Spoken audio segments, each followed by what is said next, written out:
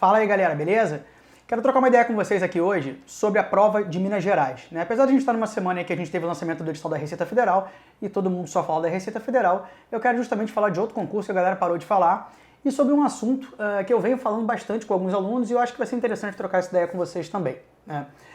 Eu já tinha comentado com vocês que o concurso de Minas Gerais era uma oportunidade ímpar pela quantidade de vagas e isso ficou muito claro quando saiu a relação candidato-vaga, que ficou na faixa de 50 candidatos por vaga, o que é uma relação extremamente baixa para um concurso do padrão de Minas Gerais. Então, beleza, a gente já sabia que Minas Gerais ia ser um concurso facilitado para entrar, digamos assim, e uma oportunidade ímpar. Mas eu percebi que alguns candidatos, principalmente os que acabaram dando umas tropeçadas e dando uns moles nesse pós-edital, estão desanimando agora e eu vou falar para vocês por que se você está nesse caso, você não deve desanimar. Bom, eu fiz uma enquete no meu Instagram esses dias, eu vou postar a foto aí para vocês verem, para saber mais ou menos o que a galera que estava fazendo em Minas Gerais vai fazer em relação ao edital da Receita Federal, se vai migrar para a Receita, se vai continuar em Minas, se vai continuar... se vai ficar na Receita porque já estava na Receita. E você vai perceber o seguinte, pouca gente bateu o martelo que vai migrar de Minas Gerais para a Receita, né? Como mostra esse print aí.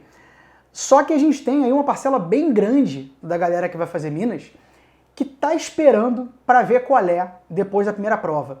E esse cara, que não tem Minas Gerais como um concurso de grande interesse, na verdade Minas Gerais é um ótimo concurso, assim como é Rio de Janeiro que está por vir, assim como é a Receita Federal e os outros que estão por vir, se ele ficar em 400 e alguma coisa, 500 e alguma coisa, 600 e alguma coisa na primeira fase, ele não volta para Minas para fazer a segunda prova. Ele vai optar por fazer a Receita Federal ou até para já embarcar para o ISS Rio de Janeiro, que já está para aparecer. Então, o que acontece nesse contexto? A gente já tinha aí uma relação real candidato-vaga na faixa de 30 por vaga, porque se é 50 no total, a gente sabe que uma galera não vai, as passagens estavam muito caras, muita gente fez matrícula só porque vai que chega na hora da prova, não tem outro concurso, e aí tinha Minas, então...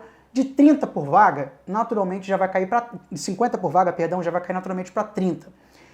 E você tem esse fenômeno da galera que vai ficar ali entre 300 e 1.000, que a maior parte vai desistir, porque para voltar para fazer a segunda fase, você está abrindo mão da Receita Federal, você está abrindo mão do ISS Rio de Janeiro, e está pagando uma passagem cara para burro, vai ter que gastar hospedagem, alimentação, enfim... O custo é muito alto de tempo e de grana para voltar para fazer a segunda fase.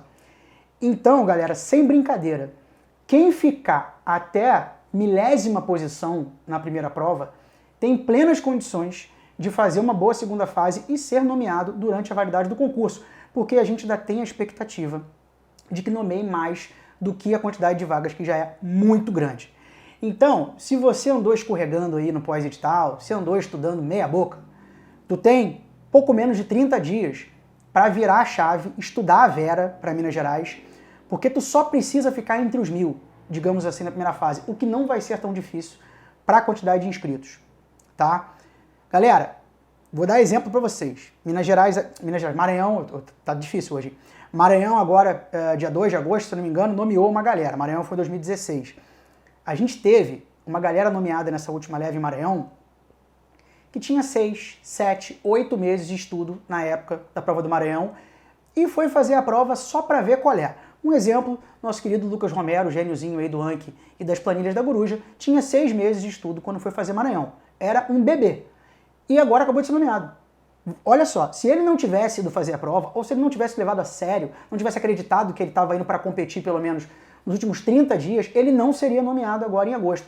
E você não quer que isso aconteça com você em Minas Gerais. Então, se você preza muito pelo concurso de Minas, você mora em Minas, você quer muito ser auditor fiscal de Minas, não abriu mão de Minas para fazer a Receita Federal, que também é um movimento estratégico interessante, meta a cara nesses últimos 20 e poucos dias que você tem, porque vai doer se você ficar em 980, sei lá, fizer a primeira fase, a segunda fase depois, ficar em 600 e a nomeação for até 550. Você vai sempre pensar, putz, se eu tivesse acreditado que eu tinha chance aquele último mês ali, que eu estudei bem meia boca, eu teria estudado a Vera e eu teria ganho, sei lá, 100 posições, 200 posições e seria auditor fiscal de Minas Gerais. Beleza, galera? Achei importante comentar isso com vocês, porque eu vi o pessoal meio que largando a corda, um pessoal que quer muito Minas Gerais, e se esse for o seu caso, você não pode deixar isso acontecer. Tranquilo? Vejo vocês numa próxima oportunidade. Vamos junto!